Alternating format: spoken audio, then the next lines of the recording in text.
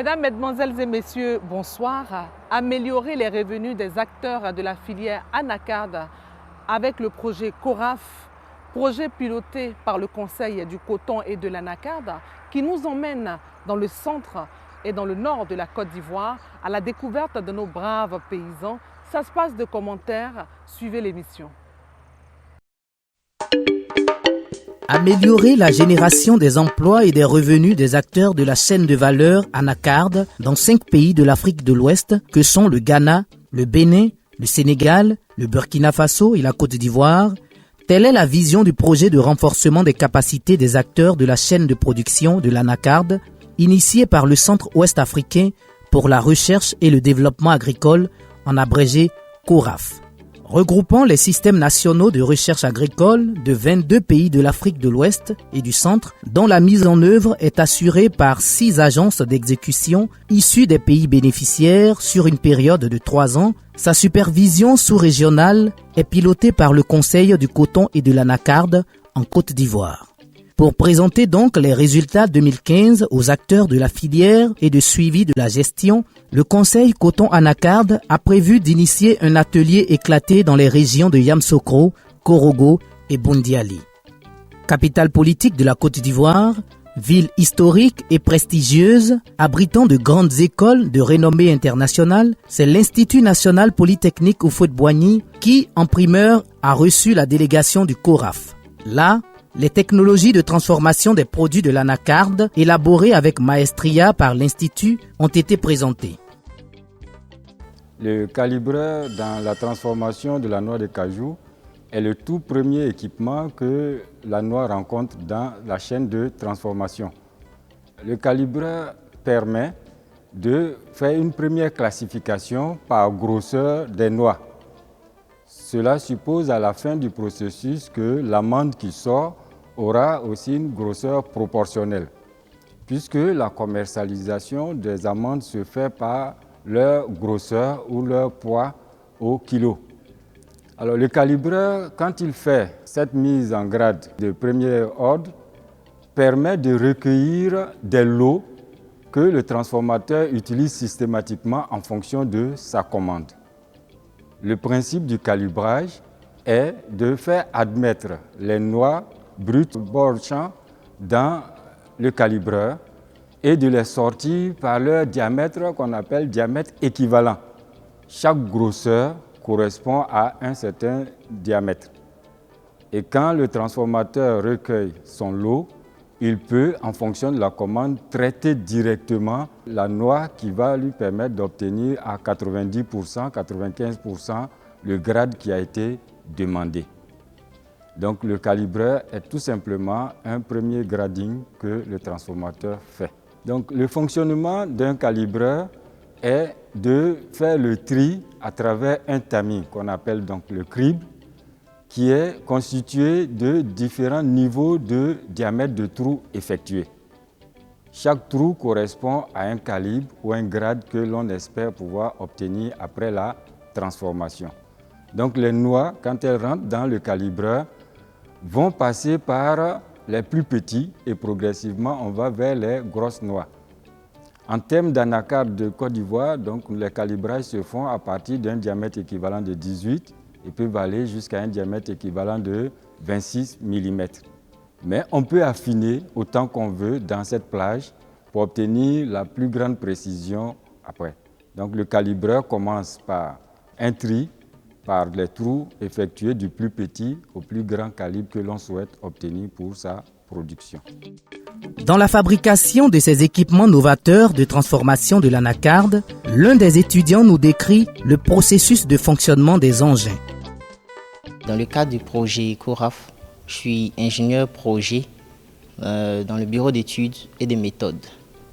Dans ce projet, j'ai eu à travailler sur différents équipements, à savoir la trommelle de cuisson, le cuiseur, et maintenant en projet de fin d'études en vue de l'obtention du diplôme d'ingénieur, j'ai en charge la conception, la réalisation de la décortiqueuse de noix de cajou, avec au finish une décortiqueuse automatique.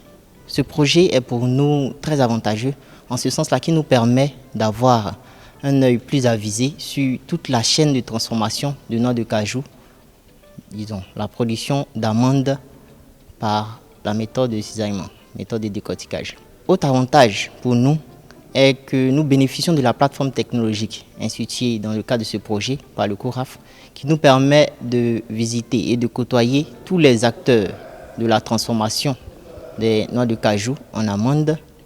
Rappelons que ces engins ne constituent pas la première trouvaille de l'école et qu'un ancien équipement conçu par elle avait été mis en vedette au CIETA 2014, Salon international des équipements et des technologies de transformation de l'Anacarde. Je me tiens en face du tout premier calibreur que l'Institut national avait produit et présenté au CIETA 2014.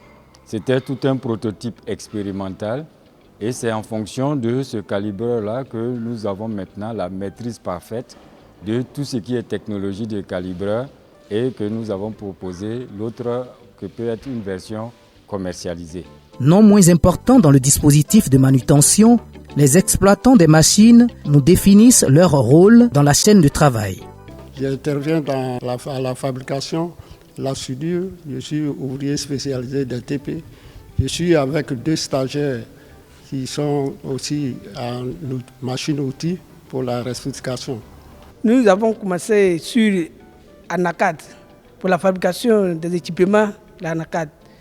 Par grâce de Dieu, afin de travailler avec Anacarde, aujourd'hui, ils nous ont recrutés, INP nous a recrutés. L'usage du séparateur, du cuiseur et les performances de ces appareils déjà testés par des particuliers et opérateurs privés de transformation de noix de cajou a permis de mettre en place une plateforme entre l'INPHB et ces derniers.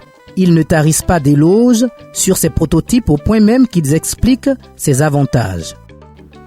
Au niveau de la plateforme, on travaille en partenariat avec l'école l'INP, avec l'appui de M. Sissoko et les étudiants de l'INP. Au niveau de nos équipements, quand on a les difficultés pour les améliorer, on les appelle pour venir nous soutenir. Au niveau de les séparateurs, que déjà on a déjà amélioré, la marmite pour faire la cuisson, pour faire cuire de la manne de l'Anacarde. Bon, déjà, on avait un premier qui n'était pas amélioré avec l'appui de M. Sissoko, avec ses étudiants. Aujourd'hui, en tout cas, on a essayé d'améliorer quand même. Pour le moment, ça va. Dans la ville du Poro, Korogo, l'atelier initié par le conseil a donné l'occasion à M. Tano Jean-Jacques, chargé du suivi évaluation du projet, de rappeler les axes du projet, les actions menées et les acquis observés dans chaque pays. Par la suite, Dr Ouattara Mariam s'est prêté à l'exercice de réponse aux préoccupations des producteurs venus de toutes les contrées de la cité de Korogo. Au sortir de cette rencontre, ils nous ont expliqué leur satisfecit. Je remercie le conseil de coton Anacarde. Ils sont venus nous donner une sensibilisation. Maintenant, on allait vers le champ. On nous a dit de nettoyer le champ, de ramasser les feuilles secs. Ça gêne aussi les arbres de ne pas fleurir. Donc on a fait cette nettoyage-là. Maintenant, dans les années passées, j'ai gagné plus d'1 tonne. Maintenant, avec la sensibilisation, donc, il y a eu une amélioration de 2 tonnes plus. Quand ils sont venus, bon, ils ont montré comment il faut faire pour avoir quelque chose. Donc c'est ça que nous on a fait. Vraiment, nous on gagne beaucoup même. La visite s'est poursuivie à un champ-école dans un campement à quelques encablures de la ville. À travers des échanges entre producteurs et techniciens du conseil et de l'ANADER, partenaires au projet, il est ressorti au dire des producteurs leur appropriation et l'application des bonnes pratiques prônées par le conseil Anacarde. Ce qu'on nous a appris, vraiment, nous avons vu que ça nous a beaucoup aidé. Surtout au niveau des éclaircies. C'est-à-dire nos champs étaient avant très serrés. On avait planté les arbres et c'était trop serré. Mais avec la formation, on a appris à couper certains arbres et ça fait que le champ a été aéré et on a vu que ça commence à produire maintenant. La méthode de séparation de la noix de la pomme avec le fil est aussi approuvée par les femmes qui ont maintenant un grand rôle et sont partie prenante de la chaîne de production. L'année passée, l'anacarde a été bien achetée. Et ça m'a permis de payer les fournitures de mes enfants. J'ai 2 enfants et j'ai payé pour payer leur scolarité. Et je me suis habillée moi-même plus mes autres enfants. À la station de recherche du Centre national de recherche agronomique, CNRA, de l'ATAA, où nous avons fait incursion, les chercheurs entretiennent la pole position de premier producteur mondial de cajou détenu par la Côte d'Ivoire, avec 700 000 tonnes en cultivant des plants sélectionnés d'anacardiers.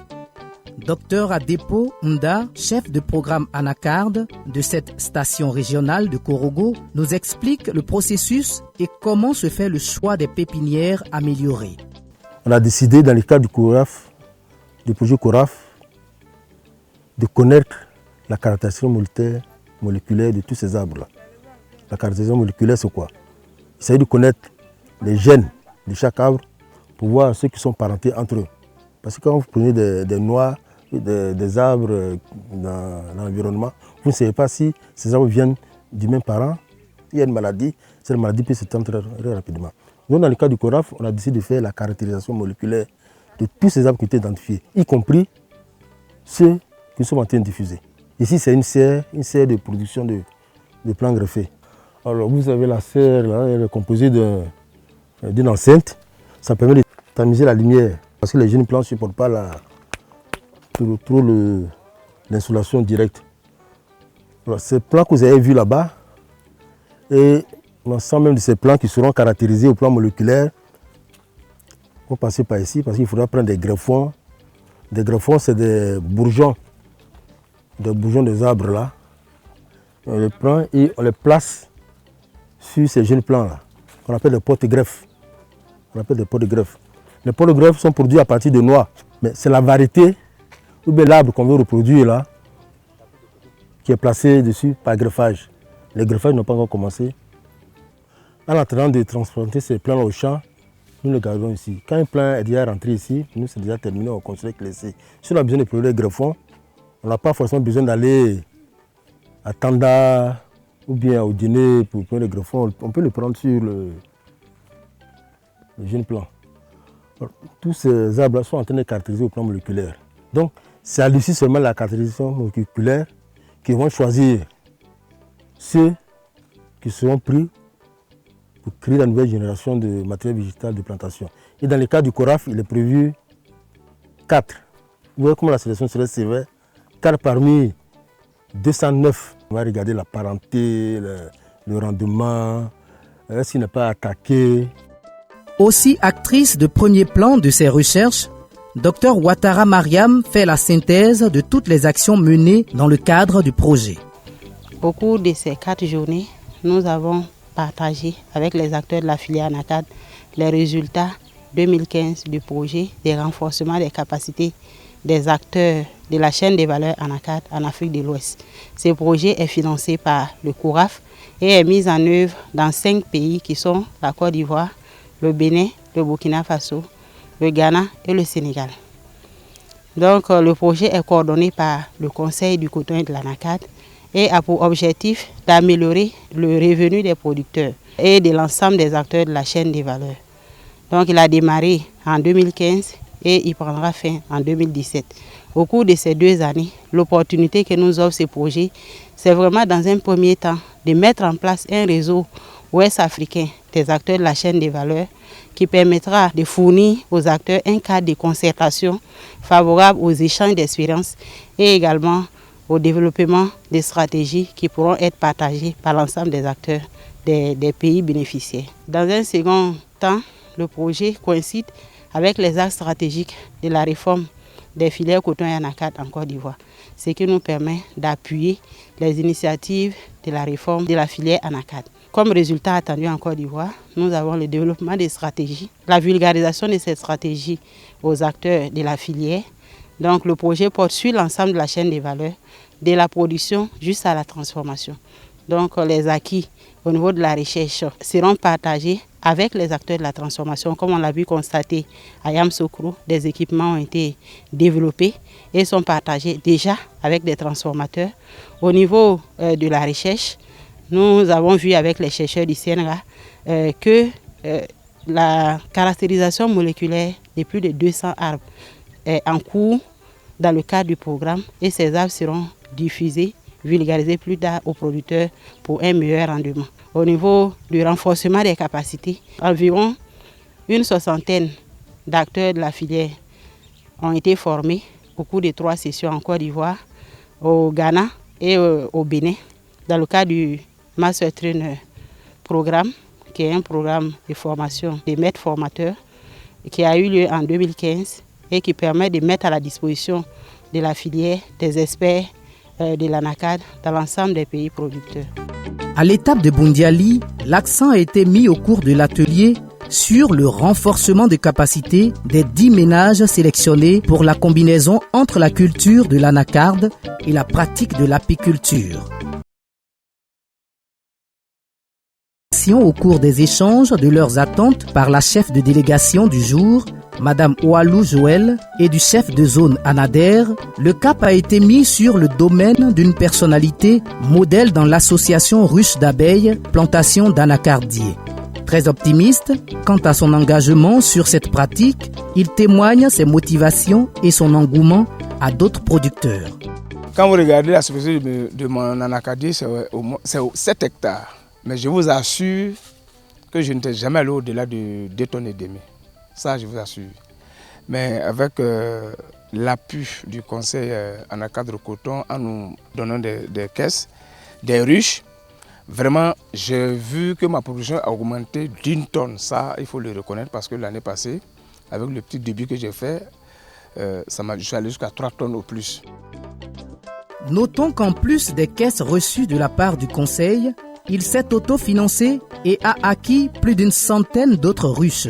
Alors, ce qui m'a encouragé de faire tout mon anacardien en ruche, parce que mes amis me disaient, mais tu ne fais rien à mes demi-mesures. J'ai dit non. Quand vous essayez quelque chose que vous pensez que c'est rentable, il faut donner le courage à ceux qui vous ont sensibilisé. Parce que moi, je me dis que si j'apporte mon grain de sel, les responsables du conseil Coton Anacarde aussi seront contents. Ils sauront que le projet n'est pas tombé dans l'oreille du sourd. Alors, donc moi, je conseille tous les agriculteurs, tous ceux qui ont des vergers dans la cadre, de faire la même chose que moi. Ils ne pensent pas que c'est de l'argent jeté. Ce n'est pas de l'argent jeté. Non seulement le miel est utile, quand vous regardez le sirop des enfants, partout, quand vous prenez le sirop, vous sentez qu'il y a du miel dans ce sirop. Non seulement, ça nous fait gagner beaucoup de fois, beaucoup à la fois.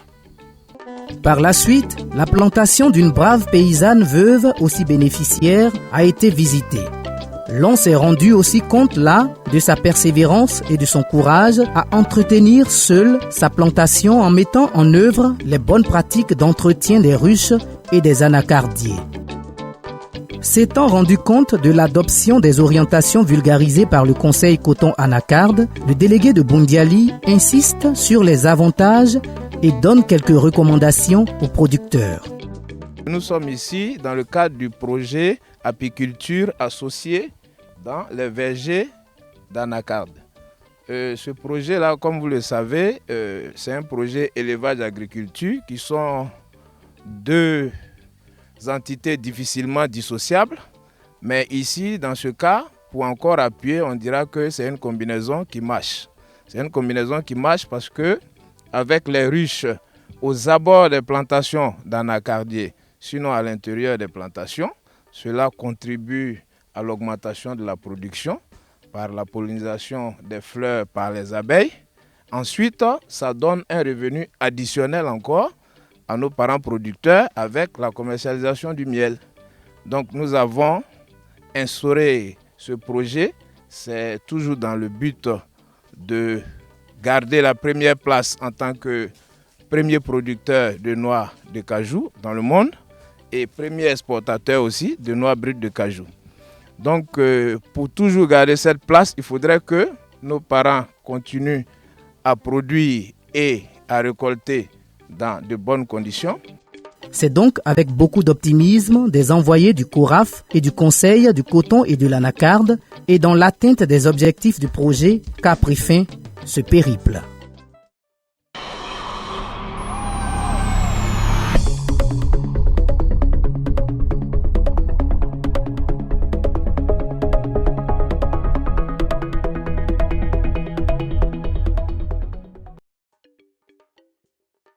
Le Centre d'excellence africain sur les changements climatiques, la biodiversité et l'agriculture durable de l'Université de Bingéville a abrité pendant 3 jours une formation des formateurs de SARL Intragri venus de quelques régions de la Côte d'Ivoire, à savoir Divo, Touba, Abengourou, Tiébissou, Tiémélécro et Gagnoa.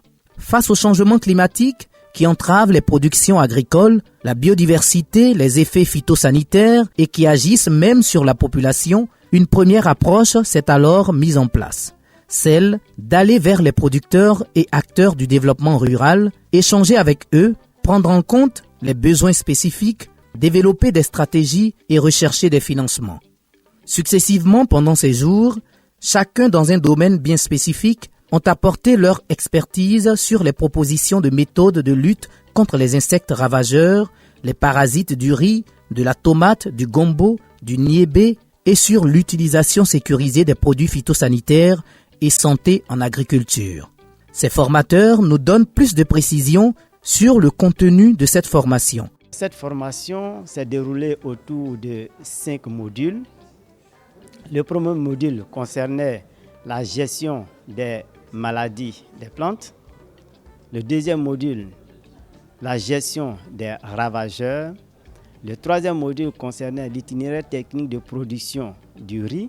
Le quatrième module s'intéressera aux mauvaises herbes en culture maraîchère et en culture de riz. Et le cinquième module sera consacré à l'utilisation sécurisée des produits phytosanitaires et à la santé en agriculture. Nous avons, au cours de cette formation, souligné la pertinence du choix des semences qui très souvent sont utilisées comme des paddies au lieu d'utiliser des semences avec des potentiels qui leur sont spécifiques.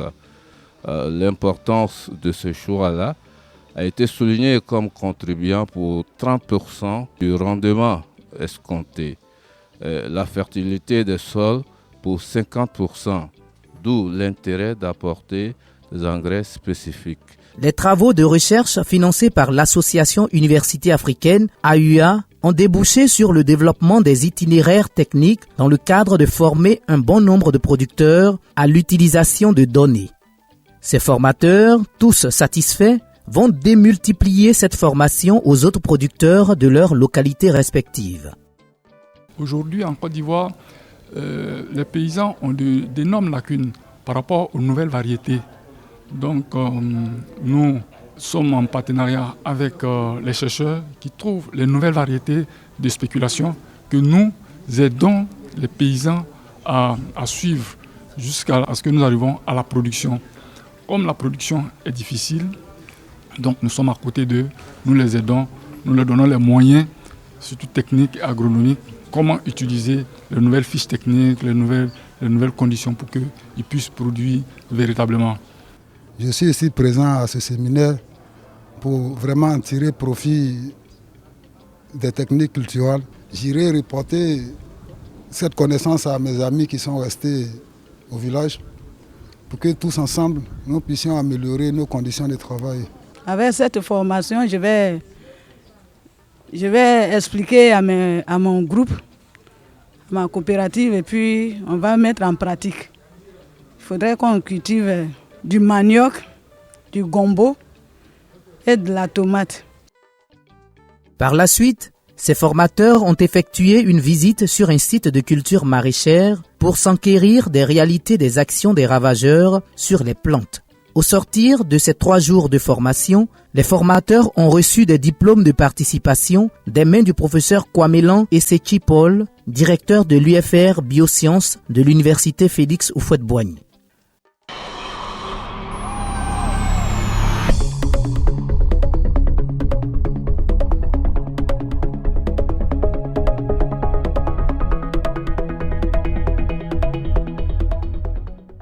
D'épuiser nos 26 minutes. Merci de nous avoir suivis. Je vous donne rendez-vous dans 15 jours avec un autre thème. Mais avant, pour tous ceux qui souhaiteraient nous recevoir dans leur région, dans leur pays, il suffit juste de nous envoyer un email. Nous sommes également disposés à recevoir tous vos avis et suggestions. Vive les ressources animales et halieutiques, l'agriculture pour une Afrique plus prospère et émergente. À très vite.